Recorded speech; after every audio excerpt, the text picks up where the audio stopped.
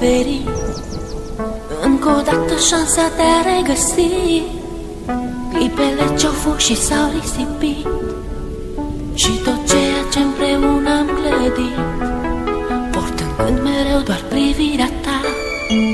Realitatea nu o pot accepta. Ieri erai cu mine, azi nu mai ești. Ce s-au scris cândva au fost doar povești. Tu spuneai mereu trăiește-ți clipa, viața însă n-a putut ierta. Tu ești sus acolo printre îngeri, mi-a rămas doar amintirea ta. Vei rămâne în gândul meu, la bine și la greu, iar tot ceea ce-am făcut împreună ne va lega mereu. Vei rămâne în gândul meu, la bine și la greu, iar tot ceea ce-am făcut împreună ne va lega mereu.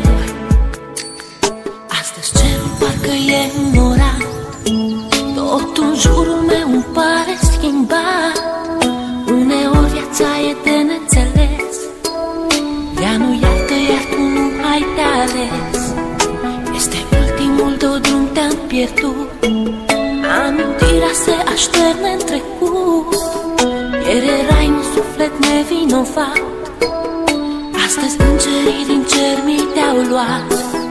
Parcă ieri trăiam speranțe și vise, parcă ieri aveam tot ce ne-am dorit.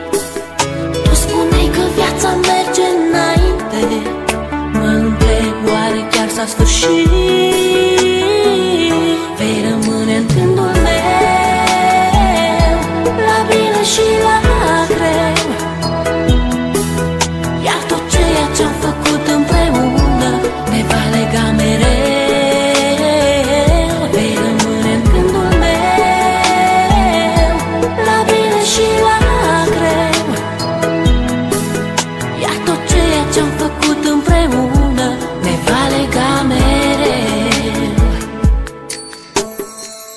Știu că mă auzi.